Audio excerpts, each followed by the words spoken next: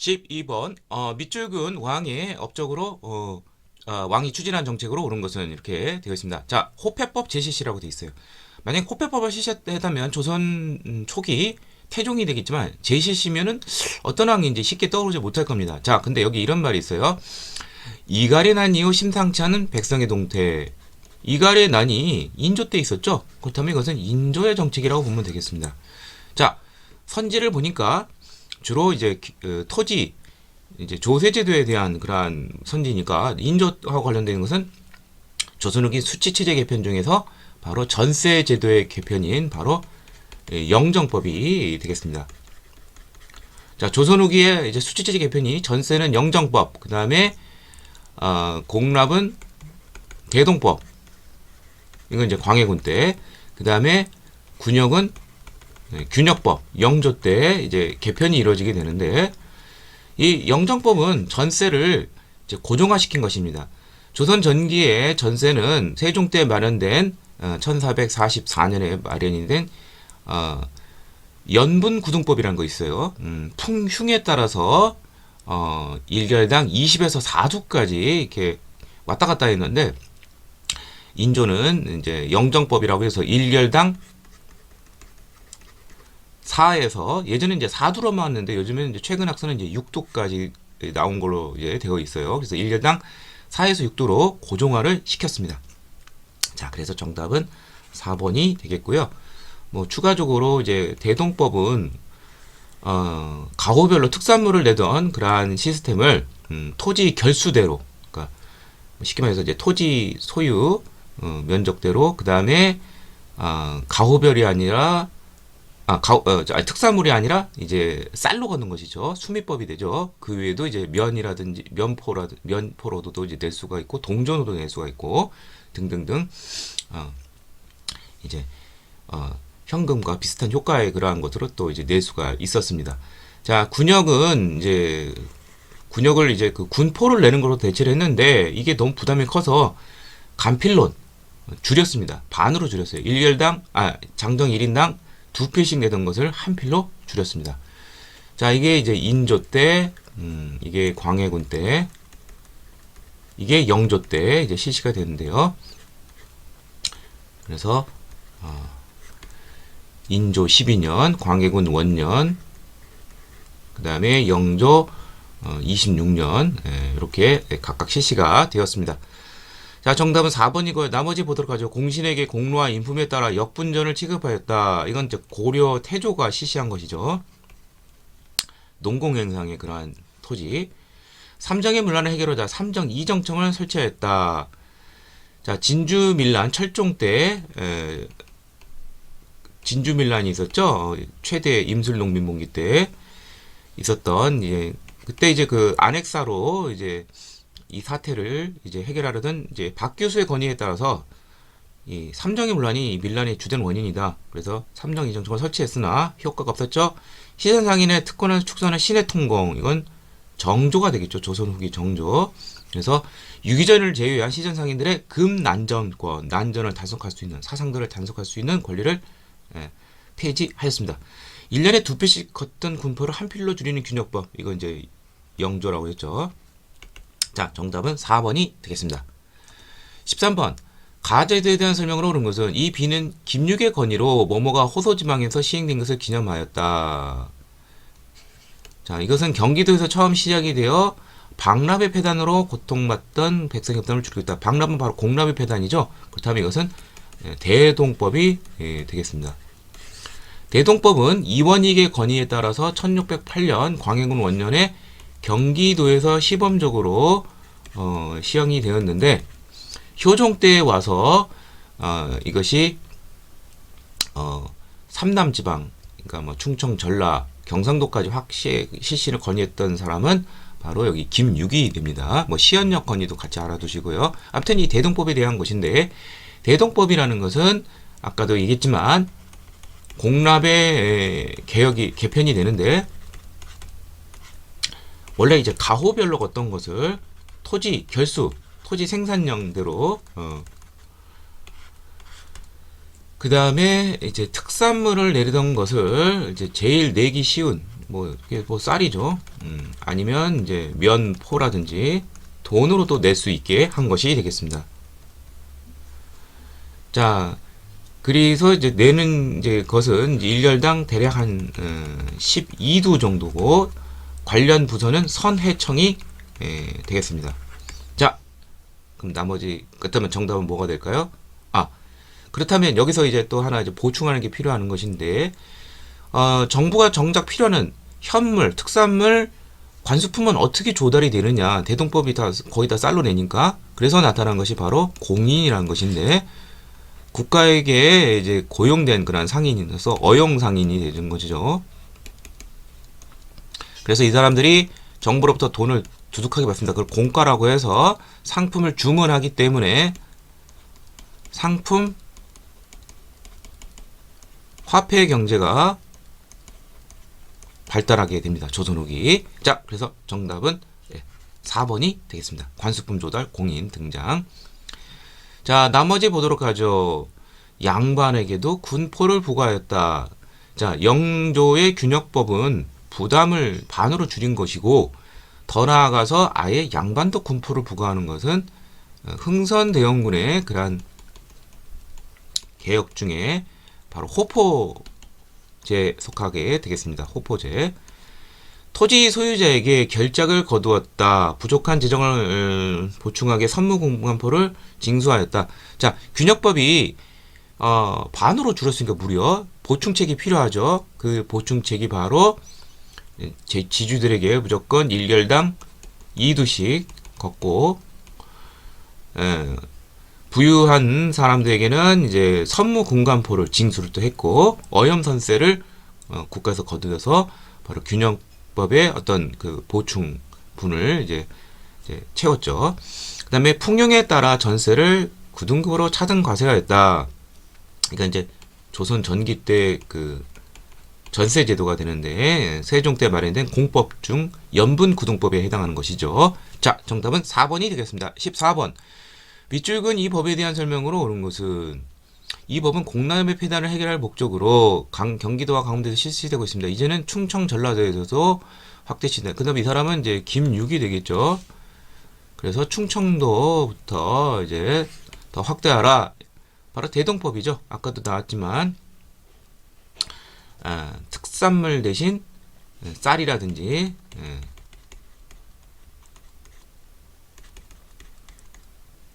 뭐 포, 뭐 돈으로도 낼 수 있고요. 그리고 중요한 것은 가호별로 걷던 것을 토지 결당 걷기 때문에 지주들에게 이제 불려지는 것이죠. 자, 그래서 정답은 5번이 되겠습니다. 양반에게도 군포를 부과했다. 이건 호포제 흥선대원군 때 마련이 된 군역의 개편 아니죠. 균역법을 뛰어넘는 것이죠. 일례당 4에서 6도로 약배역을 고정하였다. 이건 전세제도의 개편인 인조 때 마련된 영정법. 토지의 비역대에 따라 6등급으로 나눴다. 자, 조선 전기 전세제도가 두 가지 기준이 있죠. 토지 비역대에 따라서 6등급으로 나누는 전분 6등법과 그 다음에 풍흉에 따라 또 연동이 되는 연분 9등법 이 두 가지를 섞어서 했어요. 조선 전기 때고요. 일부 상류층에게 선무공간포를 징수하고 결작으로 일렬당 2두씩 지주에게 걷고 어염선세를 거두는 거 이런 거 다 균역법과 관련되어 있는 것이죠. 군역의 개편인 영조 때 마련이 된 조선 후기 균역법의 보충책이다. 이렇게 이해하시면 되겠습니다. 정답은 5번이 되겠습니다. 15번 밑줄근 대책으로 옳은 것은 양역의 폐단, 그러니까 군역이 되는 것이죠. 논의한 호포와 결포는 여러 문제점이 있다고 하니 그러니까 호포제는 가호별로 다 걷는 것이고 결포는 토지 면적대로 부과되는 것인데 이건 문제점이 있다 그래서 군포를 한 필로 줄이는 간필론을 채택하게 되는데 한 필로 줄였을 때 세입 감소분 이거 뭐 균역법이 되는 것이죠. 균역법 실시로 인한 보충책이 되는데 이 사람은 영조가 되겠고요.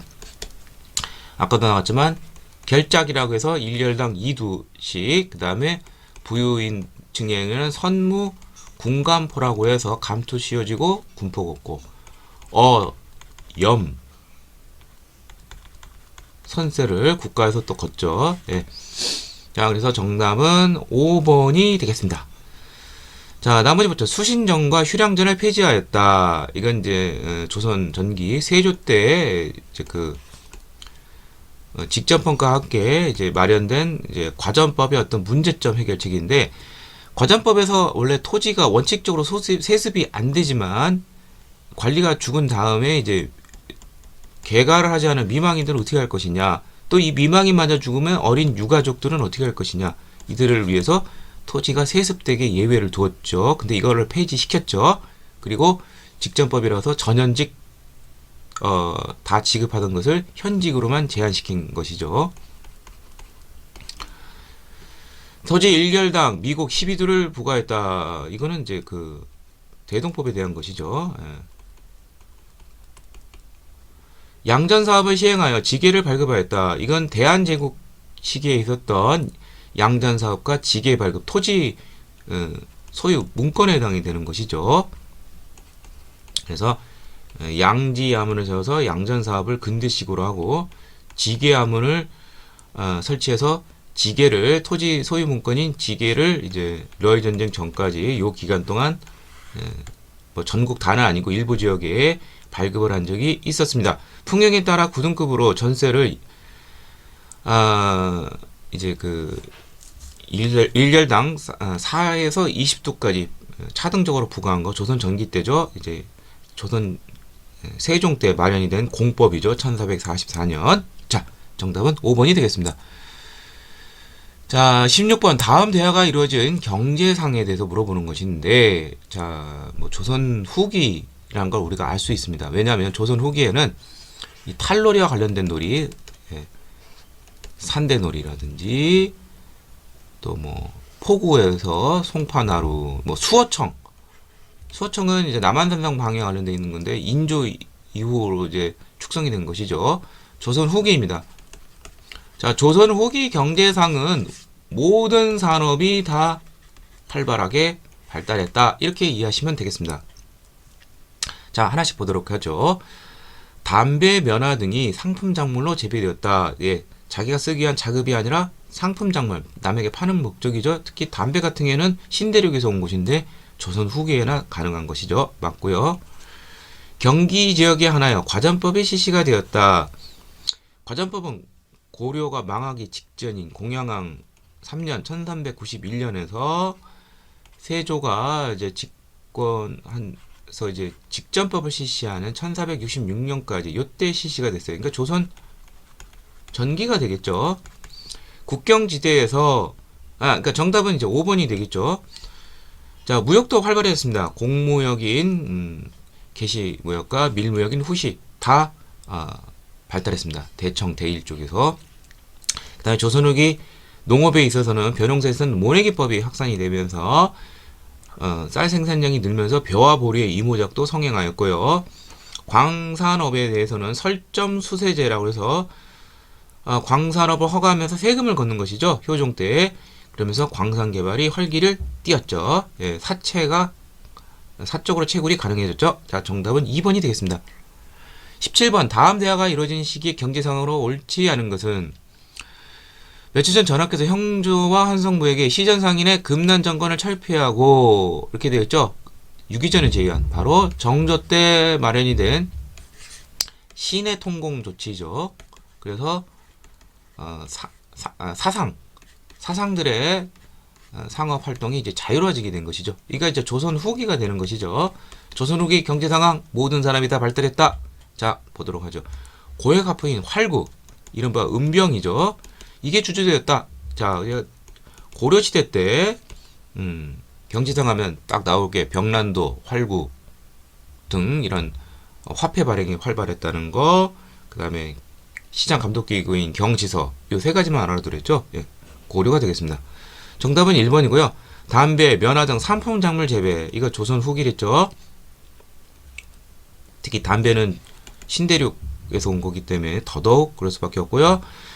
대동법과 관련돼 있죠. 공인, 광해군 이후니까 역시 조선 후기가 되겠고, 그 다음에 대외교육이 활발하다겠죠.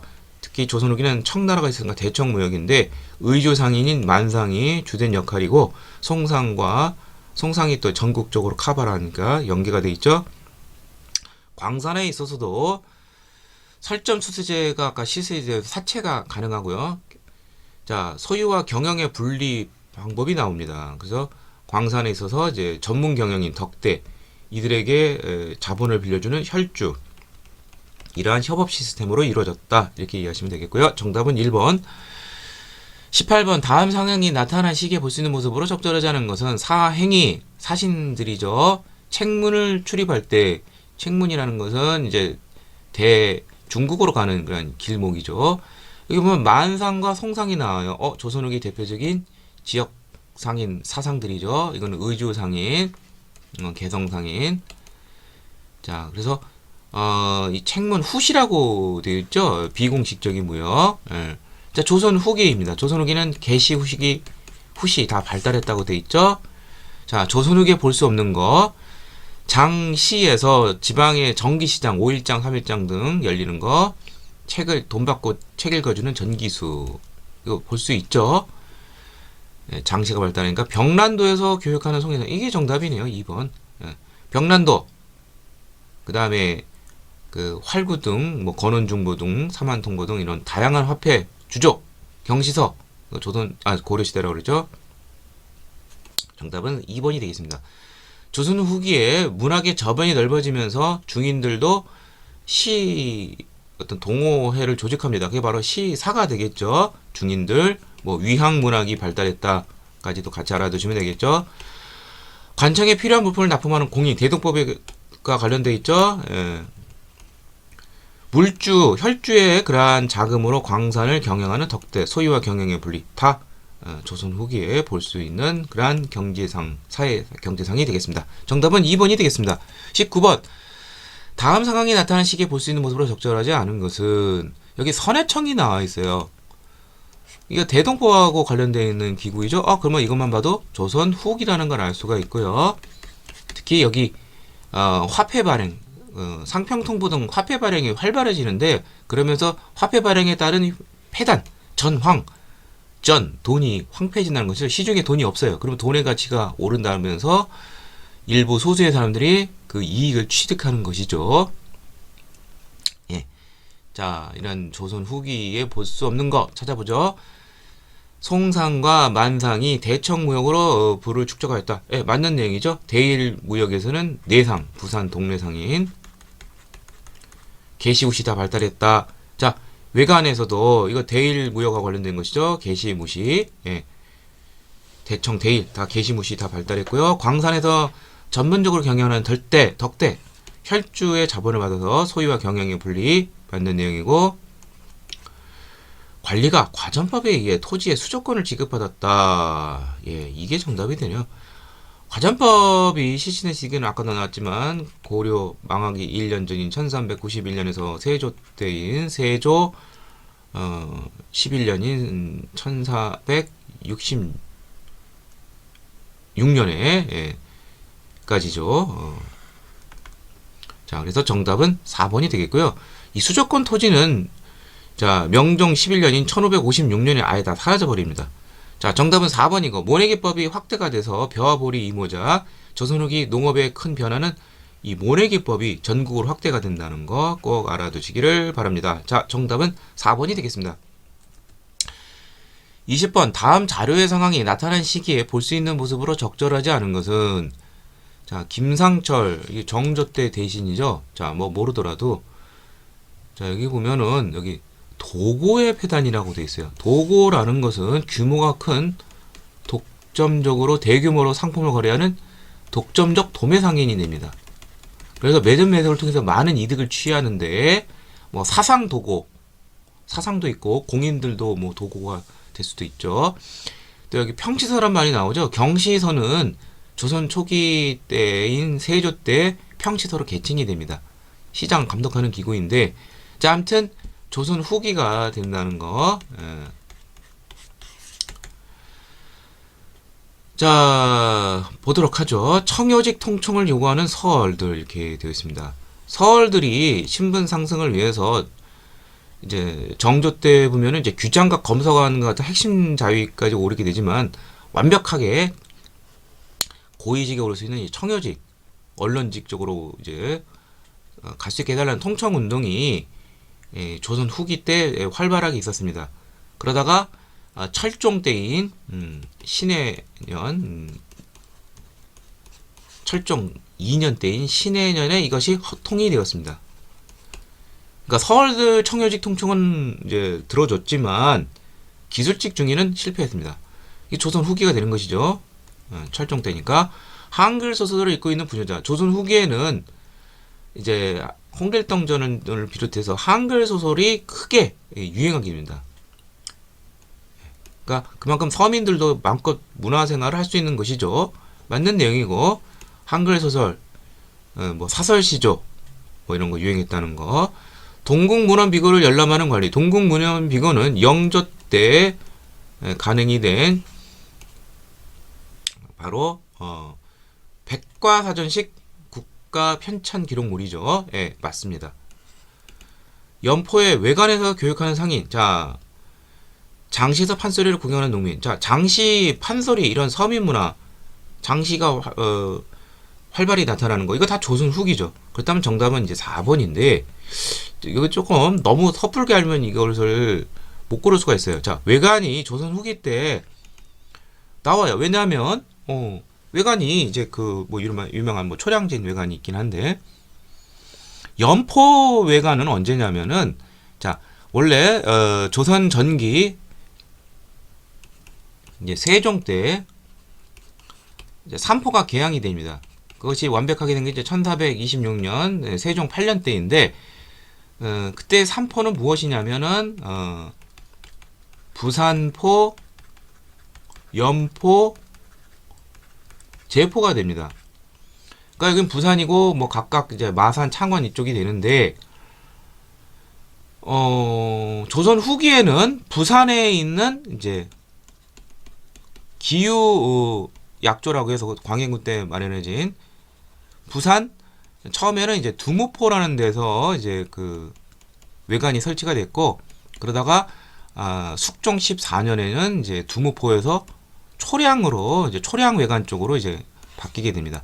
따라서 그냥 부산만 있다면 뭐 조선 후기 사실로 맞겠지만 저기 그 연포하고 제포는 부산이 아니에요. 이제 마산과 창원 쪽이기 때문에 여기는 해당이 되지가 않습니다. 그래서 정답은 4번이 되겠습니다.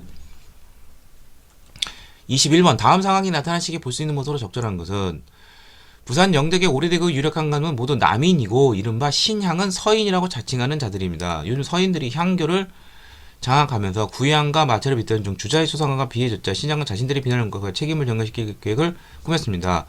그래서 주자의 초상화께 송시열의 초상화도 숨기고 남인이 훔쳐갔다는 말을 퍼뜨렸습니다. 뭐 송시열 나오고 뭐 남인 서인 나오면 이건 조선 후기가 되겠죠. 예.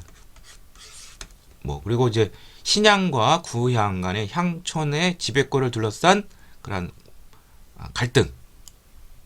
예. 향전이죠. 자, 아무튼 이것은 그걸 물어보는 것이 아니라 조선 후기의 사회상을 물어보는 것인데 아까도 나왔지만 연포는 조선 후기가 아니랬죠. 예, 삼포. 그 조선 전기의 그러한 세종 때 이제 삼포가 되겠고요. 예.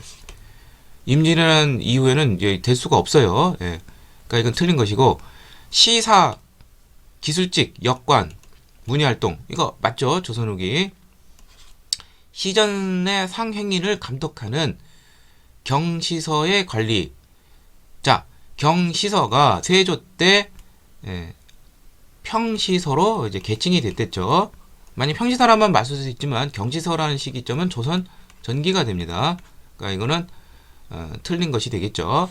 자, 장시 조선 후기 활발해지죠. 그리고 숙종 때에 주조된 상평통보는 전국적으로 유통이 됐죠. 이거 맞는 내용이죠. 니은 니을이 정답이 되겠습니다. 정답은 4번이 되겠습니다. 자, 밑줄근 시기에 볼 수 있는 모습으로 적절한 것은 한글로 쓰인 을병 연행로, 연행사, 청해 수도인 연경으로 간다는 것이죠. 뭐 명나라도 해당이 되겠지만 홍대영이 나왔고 이 사람은 조선 후기 대표적인 북학파 실학자이죠. 예. 지전설로도 유명하고요. 자, 조선 후기의 모습을 찾는 것입니다. 자, 하나씩 보도록 하죠. 재중원에서 치료받는 환자. 그러니까 이제 조선 후기라고 하지만 이제 홍대영이라는 시점이 나와 있어요. 잘 모르면 뭐 18세기 인물이라고 하는데, 재중원은 뭐 조선은 역시 조선이지만 이건 개항기 이후로 나온 것이죠. 재중원은 최초의 근대식 서양식 근대식 병원인 광해원이 3개월 뒤 재중원으로 이제 개칭이 된 것이죠. 그러니까 이건 틀린 내용이고, 도병마서에서 회의하는 권리. 도병마서는 이건 뭐 고려 시대 때 제추 회의죠. 이거 틀린 것이고, 자, 고려만국전도를 열람하는 학자. 이 고려만국전도라는 것은 당시 이제 명말 이제 예수의 서양 예수교사 마테오 리치가 만들었다고 하는 그런 세계 지도입니다. 그러니까 이제 17세기 초가 되는데, 이게 그때 만들어졌으니까 18세기엔 당연히 우리나라까지도 들어왔겠죠. 자, 그래서 정답은 3번이 되겠고, 당백전을 주저하는 관척성 장인. 당백전은 경복궁 중건을 위해서 흥선대원군 집권 시기에 있었던 주조된 것이죠. 흥선대원군이 19세기 후반 인물이니까 이건 해당이 되지가 않죠. 이것도 병란도 아라비아 상인, 이거 뭐 고려 시대죠. 예. 자, 그래서 정답은 3번이 되겠고요. 이 고려만국 전도가 들어오면서 세계관이 바뀌게 돼요. 꼭 중국만이 세계 중심이 아니라는 거, 더 넓은 세계도 있다, 이렇게 넓혀주게 되었습니다.